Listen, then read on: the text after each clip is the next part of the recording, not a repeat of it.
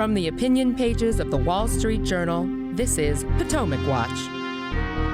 California Senator Dianne Feinstein faces calls to resign as a lengthy absence blocks President Biden's judicial nominees. Plus, the Congressional Budget Office says the federal deficit for the first 6 months of the year was $1.1 trillion. Welcome, I'm Kyle Peterson with the Wall Street Journal. We are joined today by my colleagues, columnist Kim Strassel and editorial board member Kate Batchelder-Odell. Senator Feinstein is 89 years old, and rumors have circulated for years that her grasp of the job was beginning to slip. But what's happened now is her absence because of treatment for shingles is blocking President Biden's judicial nominees from getting out of the Judiciary Committee. Feinstein has not provided a timeline for coming back to Washington. She said this week, "I intend to return as soon as possible once my medical team advises that it is safe for me to travel. In the meantime, I remain committed to the job and will continue to work from home in San Francisco." But now that this has become a problem for President Biden's priorities, some of her co-partisans are beginning to break ranks. Here, listen to this. This is Congressman Ro Khanna on Fox News. I have a lot of respect for Senator Feinstein. She's unable to fulfill her duties. And I guess I don't know any other job where if you're unable to fulfill your duties, you can continue to have the position. So I think she should do the dignified thing. I respect her years of public service, and she should know when it's time to step aside. Another Democrat agreeing with him is Minnesota Congressman Dean Phillips. He said on Twitter, "I agree with Ro Khanna. Senator Feinstein is a remarkable American whose contributions to our country are immeasurable, but I believe it's now a dereliction of duty to remain in the Senate and a dereliction of duty for those who agree to remain quiet." Kim, you wrote your column this week on this controversy under the headline, "Democrats Discover the Age Issue." What is the argument you're making there? I think the point here is Democrats are now very unhappy that they can't move forward with Biden's slate of judicial nominees. But the thing that's quite remarkable to me is that nobody stopped to think about this before it became a problem. Just a little bit more background on Senator Feinstein and this issue. She was diagnosed with shingles in February, and she has not been back to Congress since that time. She had originally said that she would be back, hopefully after this Easter break, when the Senate is coming back on Monday. This note that she put out this week was a disappointment that that was not going to happen. And that's sort of the beginning of what inspired a little bit of this revolt. She's missed 3/4 of her votes that the Senate has had so far this year. But the bigger issues, there's now more than about a dozen Biden judicial nominees sitting in the Judiciary Committee. She sits on that all-powerful committee. And if she's not there, it's deadlocked, and Republicans therefore have the ability to block these judges from advancing to the floor. And with the House in GOP hands, progressives understand that the only real purpose of the Senate right now is to move Joe Biden's nominees forward. But again, the remarkable thing is she's 89 years old. And even in 2017, when she was having to make the last decision as to whether or not she would run again for another term, she was 84 and she was already showing a bit of decline. And yet nobody stepped in to try to discourage her from doing it again. In fact, she landed all the major endorsements of the entire firmament in California, from Governor Gavin Newsom to Kamala Harris. She actually had a primary challenger who was endorsed by the California Democratic Party, a state senator there, because the Democratic Party, the local party, understood this could potentially be a problem. It was time to get some new blood. But she went on and, as an incumbent, won a storming reelection. And this has now been going on for a long time, the issues with her health. So it shouldn't come as a surprise that Democrats have the problem. My point about discovering age is that it's really interesting now to see people discussing this about Senator Feinstein when still closing their eyes to the other major problem they have with age, which is obviously President Joe Biden. The short-term drama on this issue of these judges and the Judiciary Committee, Senate Majority Leader Chuck Schumer is saying that next week he will ask the Senate, per Senator Feinstein's request, to allow another Democrat to temporarily serve on the Judiciary Committee.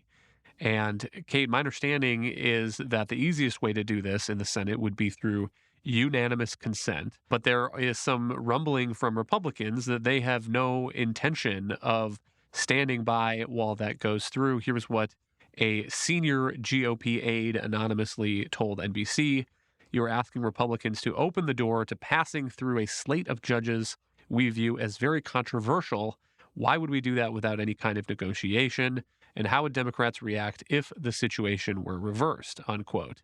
And so, Kate, I mean, I guess the drama next week will be how this plays out, whether Senator Schumer does ask for unanimous consent, whether Republicans block that, and if there's some sort of negotiation that proceeds, what the terms of that are. If the Republicans want to have some say on which Democrat gets to temporarily succeed Feinstein on the committee, or which judicial nominees that the committee is going to put forth. Yeah, Kyle. I mean, I think we have to think about how we arrived at this situation and the irony of asking Republicans to now come bail out Democrats from their problem of moving judges through the Judiciary Committee. I mean, confirming judges used to be a relatively bipartisan process with exceptions, but that process has really broken down in recent years. I mean, you can chart it through Harry Reid basically blowing up the filibuster to pack the DC circuit. Under the Trump administration, you had Democratic senators use the practice of blue slips to take nominees they didn't like hostage, which is blue slips are typically just for home state senators who may have a particular objection, but this practice became widespread during the Trump administration. And we heard constantly, including from Dianne Feinstein, about some of Trump's judges and how unqualified and dangerous they were.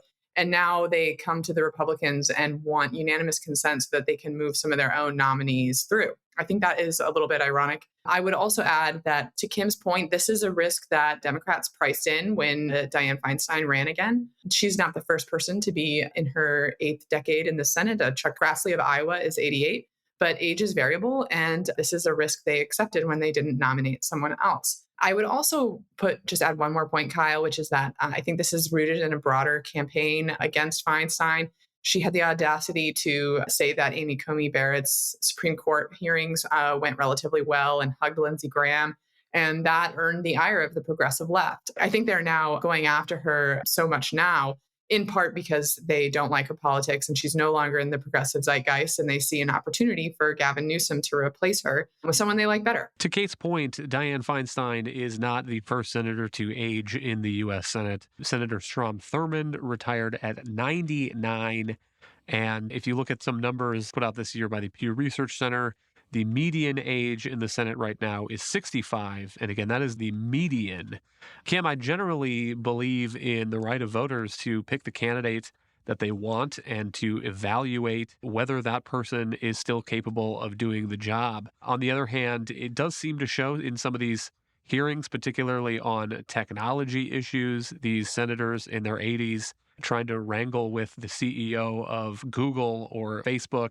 And it also matters when you have a Senate that is this closely divided. I would point to an analysis by the Washington Post.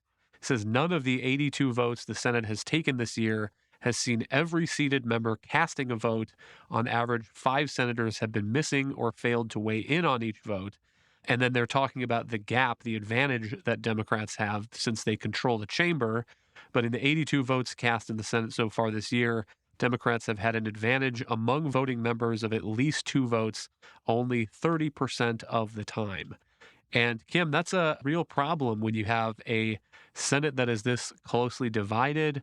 An illness, an extended illness, could flip control of the chamber if you have enough of them, or it could, at the very least, thin the margin such that some of the moderate Democrats, like Joe Manchin, who are not on board with everything that President Biden wants to do, can hold up the agenda in the Senate. It seems like it's a real problem for not only the Democrats, but potentially for both parties if this is the way that it's going to continue in the Senate. It's become much more an issue given those close numbers. And by the way, I was laughing when you were talking about that median number, Kyle, because that number has actually come down, believe it or not.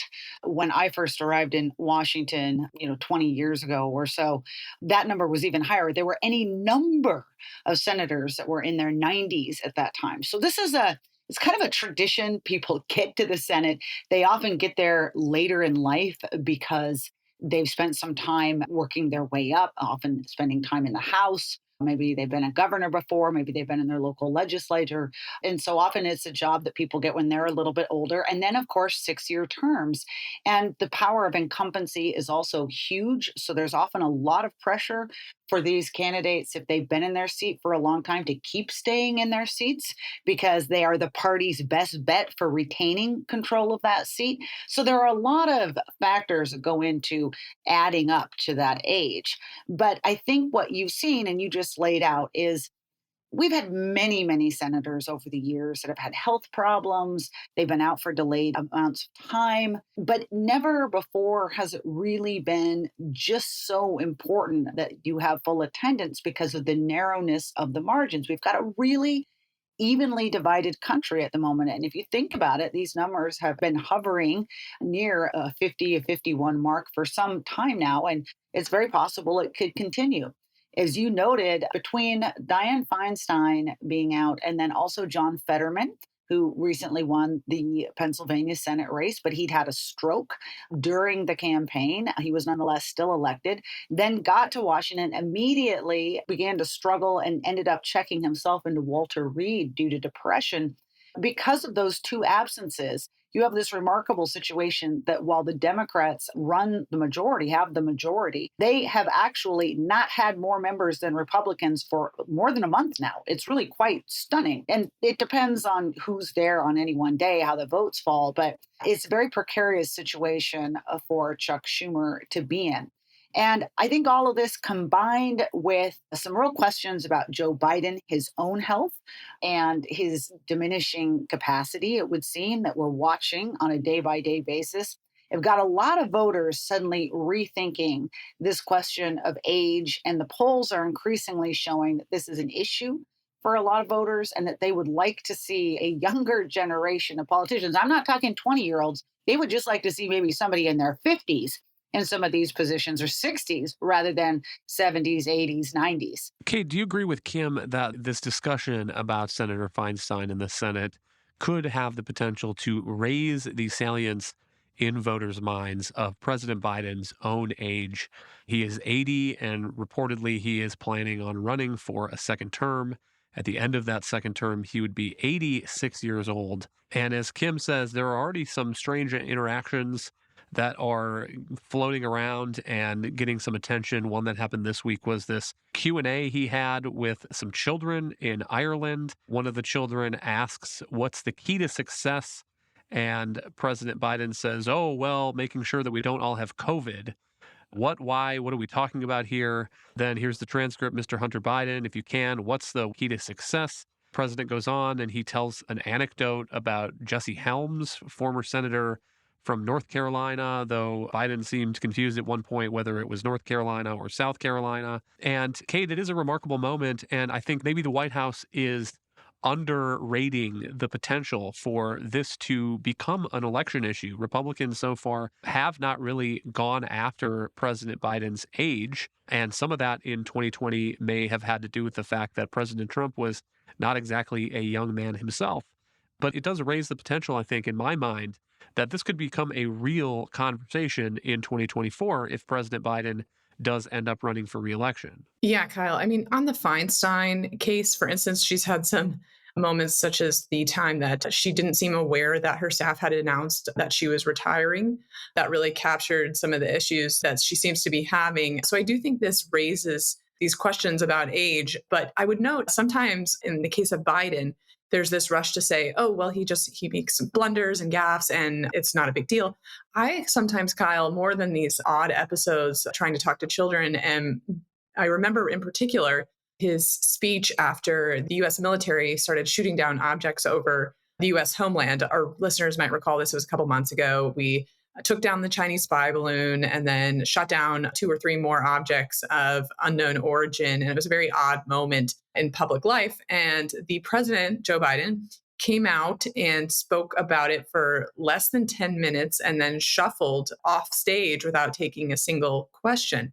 A moment where you want a commander-in-chief to look calm and like he has everything under control and he's competent. And it left the impression that he just showed up and read his notes and left the building. So I do think, particularly if Republicans are thoughtful about who they nominate, they could make this a salient issue. Tim Scott, the senator from South Carolina, Republican, announced that he's forming an exploratory committee, and he's in his 50s. He would be a good candidate who might be able to make that issue work with moderate and independent voters who might have real doubts about Biden's age. And, he also chose Kamala Harris, who was a weak primary candidate. And so voters may feel like they don't have much to fall back on there.